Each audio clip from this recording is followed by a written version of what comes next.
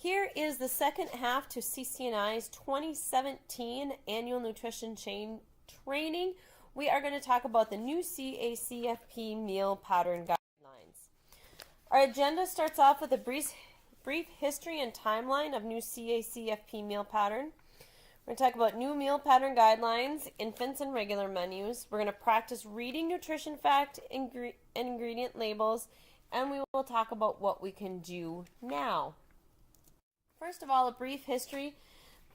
This is the first major revision of the CACF meal pattern since the program started in 1968.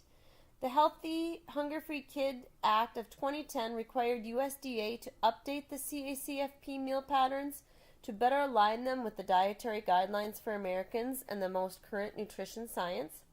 The new meal patterns are based on the dietary guidelines for Americans, recommendations from the National Academy of Medicine, the American Academy of Pediatrics, along with public comments. The new CACF meal patterns are designed to ensure children and adults have access to healthy, balanced meals through the day. Now look at that timeline. First of all, the proposed rule was published in January of 2015. There was a long public comment period when many submitted comments and suggestions to the USDA. USDA used those comments to decide on a final meal pattern referred to as the final rule. That final rule was published in April of 2016. There was an early implementation option of October 1st, 2016. Training was provided by MDE just to us at CCNI in Minnesota here just this May. And full implementation will take first October of 2017. Here we have it. The choice is yours. The changes are coming, and how will you accept them? Think about how your kids feel when you introduce something you are really excited for them to try. Maybe you are a little nervous introducing it to them, but know that it will be good for them if they just try it. Will they throw a fit, or will they choose to be so excited? Just like the kids don't like the same food every time you serve it to them. You may not like the changes every day, but you can choose how to react to the changes. Just like your kids have the choice about how to react about their lunch for the day. Let's take a look at what the changes will mean for you at your daycare. On the left-hand side, you will see a handout that was released actually back in 2016 for the option of early implementation. You'll notice on the right-hand side, there is a website listed there, and that is to MDE, and that has all of the current meal patterns and any changes that are coming about with those meal pattern guidelines directed right there on the website. To start off, we're going to look at the infant meal patterns. This handout is provided to you in your packet of information. Notice first there are only 2 age groups to the infants versus the 3 in the current meal patterns.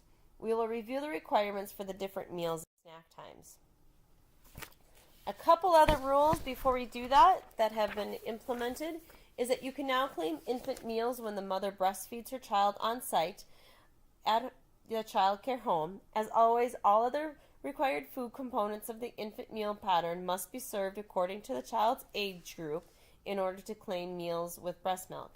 If the infant is only receiving breast milk, then meals with just breast milk fed directly to the infant from the mother can be claimed.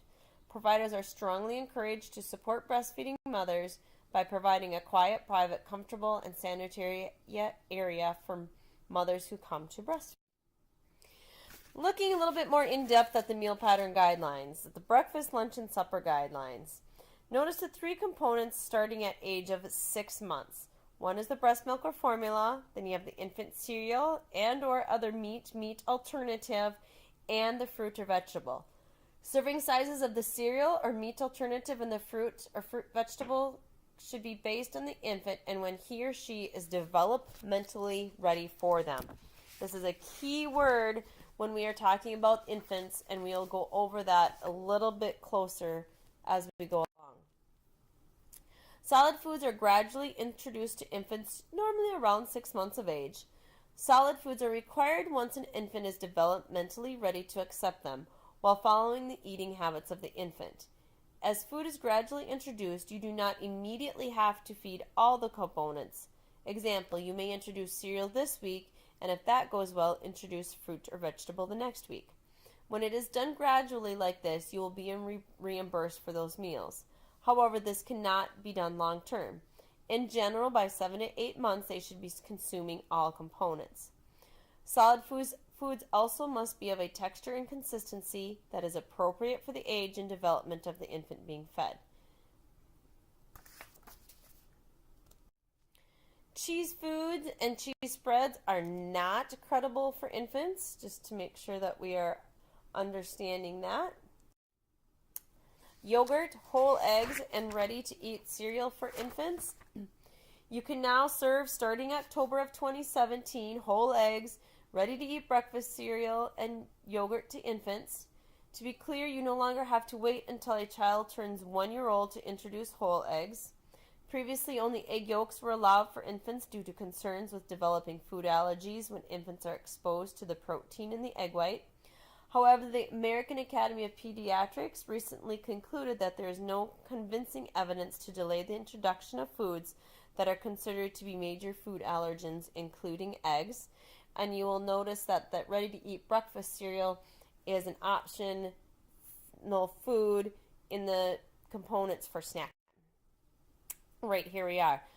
Is the breast milk or formula required at snack, and then one of those bread grains or infant cereal listed there, and then the vegetable or fruit combinations. And I know this is an extra component than what the regular menu kids are receiving, but say you are going to feed the kids crackers and apples, or maybe crackers and bananas is a better example, for the infants, for the regular kids at snack time. Are you probably giving that 10, 11, maybe 12-month-old infant a couple of crackers and some bananas? Notice the serving sizes are not large, but to get them introduced to more foods, and particularly fruits or vegetables at a young age. And here we talk about that vegetable or fruit or both is required at snack time for infants 6 to 11 months old when they are developmentally ready for them. What is or is not credible for fruits or vegetables? First of all, we look at the peas. It's a jar of just plain peas. That is completely credible. We look at fruits or vegetables that have been chopped or pureed, fresh ones. They are credible. Whole, fresh, frozen, canned, or dried are acceptable for those guys. If you look at that jar behind there, it is actually a combination meat jarred food, and that is not credible. Juice is no longer credible for infants at any meal or snack. And the last one that we have left, that combination there, is not credible either. Even though it says, and you may think it's credible because it says how much of that food component on top there is, but it is not credible on the food program. So then we get into what does developmentally ready mean. This information is also found in your handouts. And there is no single direct signal to determine when an infant is developmentally ready to accept solid foods. An infant's readiness depends on his or her rate of development. Daycare homes should be in constant communication with the infant's parents or guardians about when and what solid foods should be served while the infant is in care. These guidelines can be used when talking to parents or guardians about when to serve solid foods to infants in care, and can help determine if an infant is developmentally ready to begin eating solid foods. Allowing solid foods to be served when the infant is developmentally ready, usually around 6 months, better accommodates infants' varying rates of development and allows your home to work together with the infant's parent or guardian to determine when solid foods should be served. Developmentally ready, the infant is able to sit up in a high chair, feeding seat, or infant seat with good head control. The infant opens his or her mouth when food comes his or her way. He or she may watch others eat, reach for food, and seem eager to be fed. The infant can move food from a spoon into his or her throat. The infant has doubled his or her weight and weighs about 13 pounds or more. Signs of being developmentally ready for food. Additional notes to the infant meal pattern guidelines. Breast milk or formula or portions of both may be served to an infant and be credible. For some breastfed infants who regularly consume less than the minimum amount of breast milk per feeding, a serving of less than the minimum amount breast milk may be offered at a later time if the infant will consume more. Additional notes to the infant meal pattern guideline: formula and infant cereal must be iron fortified.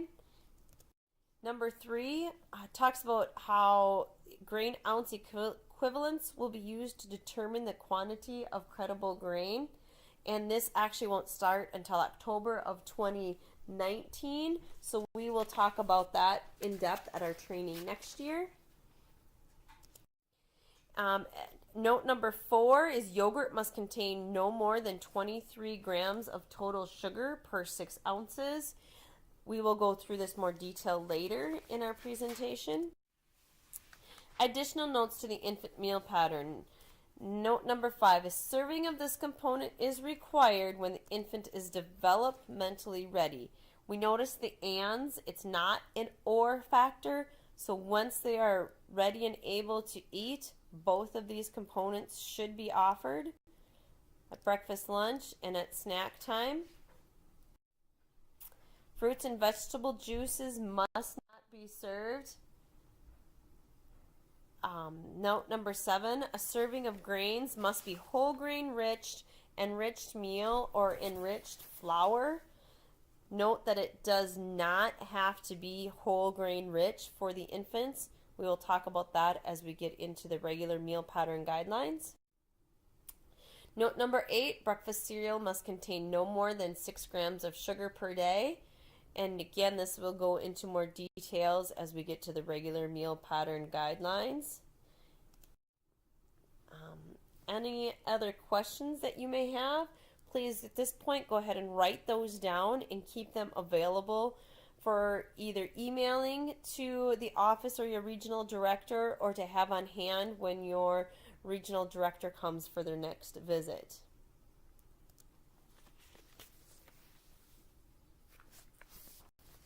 And then we are going to move on to the child meal patterns. Looking here, first of all, I want to point out that there is no age group 13 to 18 for in-home daycare services. This is for special after-school programs. You'll notice that it continues through the meals and for snack. All right, first thing we're going to talk about when it comes to the regular meal pattern guidelines is how we can now serve meat alternatives at breakfast.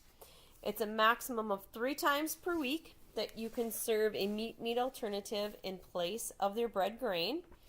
And how that works is how much you can serve. If you take that serving of bread grain away, you're going to replace that with a 1/4 of a cup. So if your bread grain is a 1/2 of a serving, like it is for your 1 to 5-year-olds, you're going to replace that with a 1/2 an ounce of a meat alternative. So if you look at your meal pattern guidelines in your handout, it will tell you there how much a 1/2 ounce is of some of your different meat alternative components.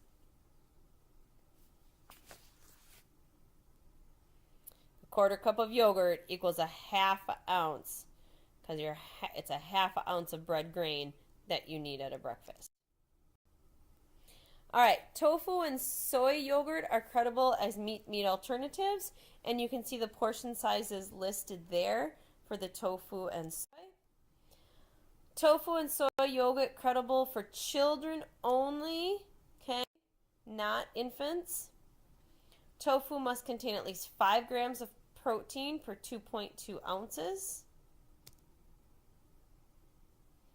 That quarter a cup equals 1 ounce equivalent of meat alternative. Soy yogurt must comply with the sugar guidelines of no more than 23 grams of sugar per 6 ounces. Non-commercial tofu and soy products are not credible. Homemade tofu or soy yogurt, tofu must be recognizable in the dish. If tofu is an ingredient in processed tofu products, a CN label or product formulation statement is required. Here's what we mean by it being visible. You cannot see the tofu in that smoothie. However, in the dish to the left, you can see the tofu actually in the stir fry. All right, from tofu then we are going to move on to our grains being whole grain rich. New meal pattern guidelines requires that 1 serving of bread grains a day is whole grain rich. So one time on your menu, you're going to have to serve a grain that is whole grain. By whole grain, we mean that at least 50% whole grains and all other grains listed in that ingredient are enriched grains. In particular, we are going to pay attention to the grain products and how it is listed. A whole grain is listed first or second, second only being after water. If a whole grain is not listed first, it becomes quite complicated to figure out what percentage of grain is whole grain. If it's listed first, that is our way to know that we can credit it as a whole grain rich grain. You got a couple statements off to the right hand side there that if you would find these statements listed on the packaging, it would qualify that product as being whole grain rich. Here you have a list of whole grains. Again, this list of whole grains is also listed in your packet. Not going to read through each one, but these are the things that you are looking to be listed first on your ingredient list. Non-whole grains are listed here, and we need to be careful that even if these non-whole grains are listed, that they still need to be an enriched grain in our bread that we have or crackers in order for that bread or cracker to be considered a whole grain. The non-whole grain still has to be an enriched whole grain. Those 3 in particular are ones that can be confusing. They are not considered to be whole grains because they do not have the word whole in front of them. They would have to have the word whole to be a whole grain. A couple things that we're going to ignore when we look at labels. We're going to ignore wheat gluten. Enriched grains must include the word enriched. Ignore bran and germ. And ignore everything listed as less than 2% of the product. So, determining whole grain rich. Is this bread whole grain rich? We're going to look down at the ingredients. There they are. First of all, our first ingredient is listed as whole wheat flour. So that makes it whole grain as long as we follow the rest of it. And the rest of the ingredients are water, sugar, yeast, none of which are a grain. And then after that is 2% less, and we do not have to look at those ingredients that are 2% or less. So is this a whole grain rich food? Yes, it is most definitely a whole grain rich food. Oops, back. Yes, it is definitely a whole grain rich bread.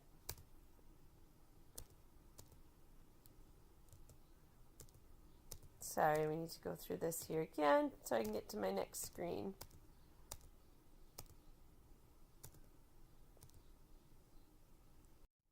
There we go.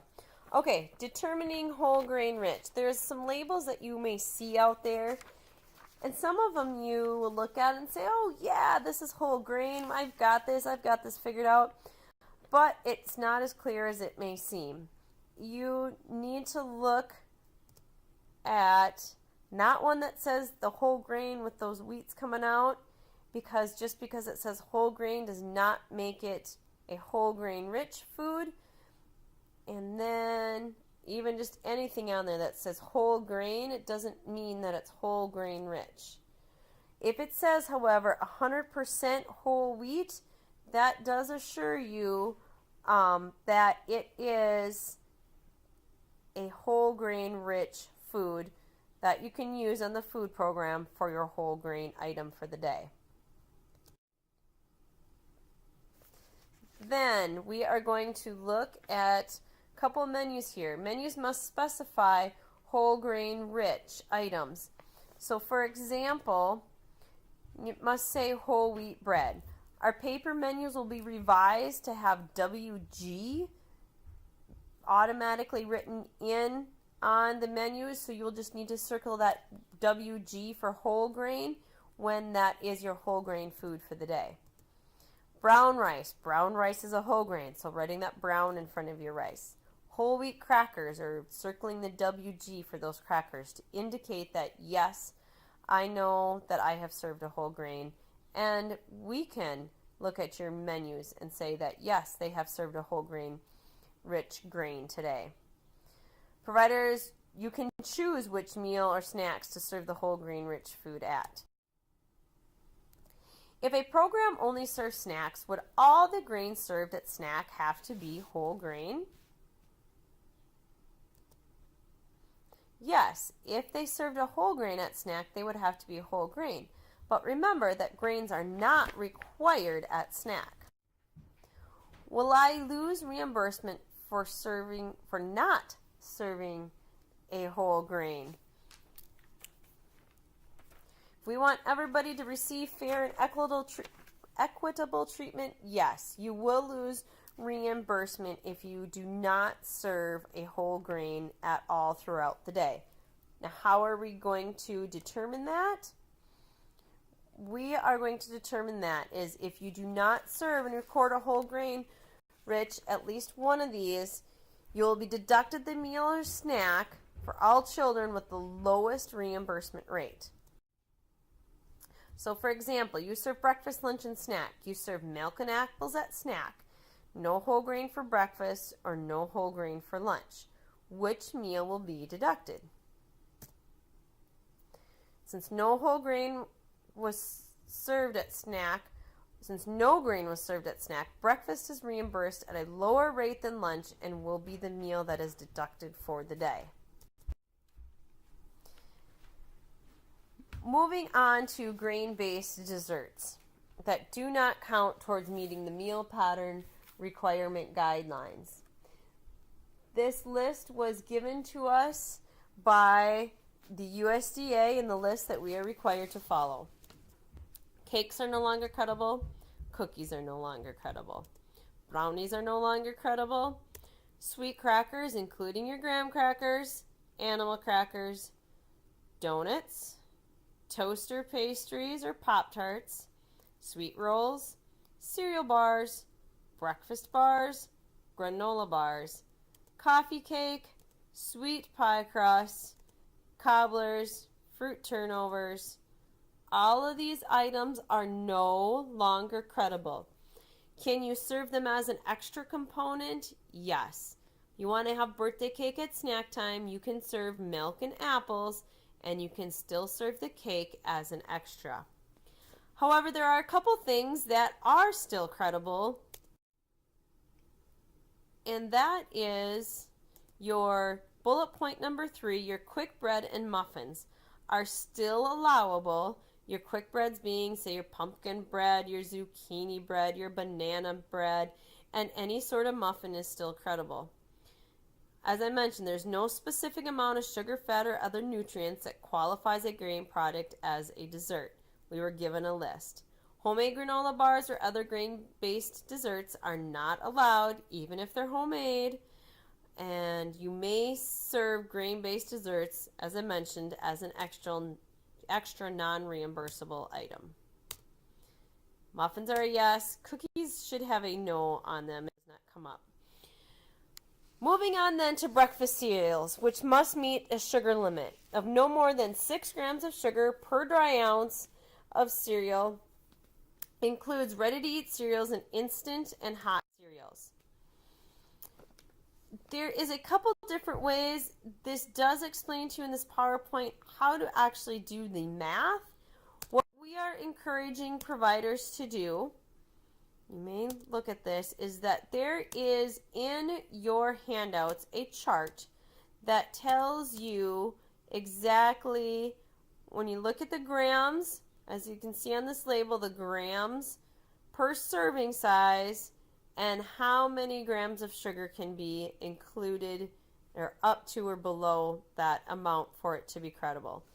So please, at this point, if you have not done so already, check that list or that chart out in your handout for the amount of sugar that you can have for your cereals. Also listed in your packets on the other side of that chart is your WIC approved cereals. This is the easiest way that you can determine if your cereal is credible. And not only are we looking at a credible cereals, but we are looking at which cereals are whole grain. If you look either on your paper or on the PowerPoint here, the left-hand side lists your whole grain cereals. These cereals served would be your whole grain for the day if you chose to do so. Watch your store brand items. There's not as many store brand items. WIC does have stricter guidelines than what the CACFP does, so it is possible to have a cereal that meets the guidelines but is not on the WIC list. If you think you may have one of those cereals, speak to your regional director when they come to your house, keep that label, and or you may call the office. And you download this onto your phone and you are able to scan UPC labels and it will tell you right on your phone if it is an allowed cereal or a disallowed cereal. One other thing that I'm going to mention at this point about the WIC cereals is that WIC requires them to have a 12-ounce size box or larger. If it is a smaller box, it is still the credible cereal. You may purchase it and use it for the CACFP, but that smaller box will come up disallowed if you scan it with your phone. Alright, then we need to move on and talk about your yogurt sugar limits. That is the other chart listed with those cereal sugar limits. And we're talking about 23 grams or less per 6 ounces. So if we are going to look at labels, we look at sugars at 18 grams. And if you look at your chart, it has 6 ounces and there's no more than 23 grams per 6 ounces. So 18 grams, yes, makes this a credible yogurt. Here's some other ones for us to practice. If we look at the serving size, again, this is a 6-ounce serving size, and it is amount of sugars listed is 19 grams. So similar to the other one, there's our chart is listed for the 6 ounces. As long as it's under 23, it is a credible yogurt.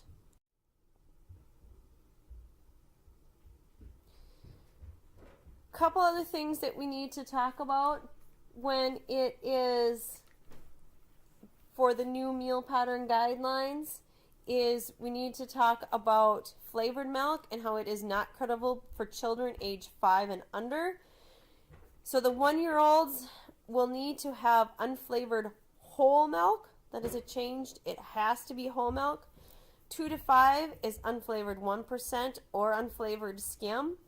6 years and older need unflavored 1, unflavored skim. They may also have flavored skim milk when they are 6 or older. There's just a little explanation of our different types of milks. Juice is limited to once per day. I believe our providers have done very good about even limiting that juice to a few times a week. Reminder, 2 food components and water at snack time is great. Both a fruit and vegetable or 2 vegetables must be served at lunch and supper meals. Okay, fruit and a vegetable or 2 vegetables. 2 fruits are no longer allowed, and the 2 vegetables must be different. Here we have an example of mashed potatoes and hash browns. Both are still potatoes, would not be allowed as a credible meal on the CACFP. Then we want to talk about what is credible, is considered a vegetable. If you look in your handouts, there is a list of fruits and vegetables, and this is also on the food buying guide for school meal programs, as they are working on creating a food buying guide for the CACFP. What is considered a vegetable? It is pretty straightforward as we as a society think about them. Tomatoes are a vegetable, avocados are a vegetable, and so on and so forth. Now, we're going to talk about a couple of special serving sizes that we're made aware of that have changed just a bit.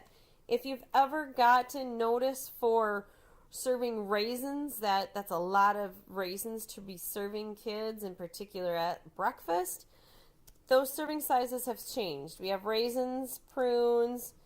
A quarter cup of dried fruit is now equivalent to a half a cup of fruit, making it much more reasonable to serve those items at any meal or snack. Now, in reverse, the leafy green side, there's lettuce and spinach. 1 cup of leafy greens is going to be equal to a half a cup of vegetable. They're lighter, they're airier, makes sense. Frying is not allowed as a way of preparing food on site. Frying is deep fat frying. The definition of that is cooking by submerging in hot oil or other fat. Sautéing, pan frying, and stir frying is still allowed. Again, for the regular meal pattern guidelines, as it was for the infants, we talk about there being grain ounce equivalents, and that is coming into play in October of 2019. So, we talk about what we can start doing now.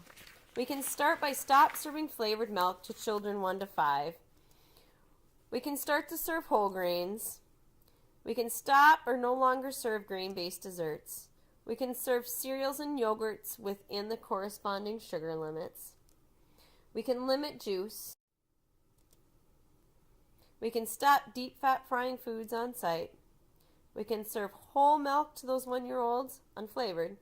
Serve fat-free milk to children 6 years and older if it's flavored. All of these provisions are consistent with the current meal pattern requirements. You may begin to follow them at any time, but no later than October 1st of 2017. Leading us to question 9 on our quiz. When do the new meal pattern guidelines become effective? Is answer B, October 1st of 2017. Some general best practices. Do not use food and beverage as a reward or punishment. Make water available throughout the day, and make sure that the children are aware of it, that it is available for them. And questions. A couple things I'm going to review is on the quiz. Number 8, does CC&I send out a newsletter?